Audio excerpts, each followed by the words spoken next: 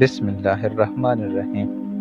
رسول اللہ صلی اللہ علیہ وآلہ وسلم نے فرمایا، روزہ دوزخ سے بچنے کے لیے ایک ڈھال ہے، اس لیے روزہ دار نہ فحش باتیں کرے اور نہ جہالت کی باتیں، اور اگر کوئی شخص اس سے لڑے یا اس سے گالی دے تو اس کا جواب صرف یہ ہونا چاہیے کہ میں روزہ دار ہوں۔ یہ الفاظ 2 مرتبہ کہہ دے۔ اس ذات کی قسم جس کے ہاتھ میں میری جان ہے، روزہ دار کے منہ کی بو اللہ کے نزدیک کستوری کی خوشبو سے بھی زیادہ پسندیدہ اور پاکیزہ ہے۔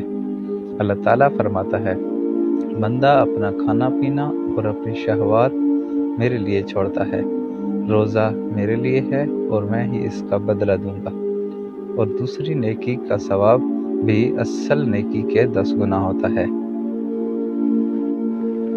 ایک اور حدیث میں رسول کریم صلی اللہ علیہ وآلہ وسلم نے فرمایا، جنت کا ایک دروازہ ہے جسے ریان کہتے ہیں، قیامت کے دن اس دروازے سے صرف روزہ دار ہی جنت میں داخل ہوں گے، ان کے سوا اور کوئی اس میں سے نہیں داخل ہوگا۔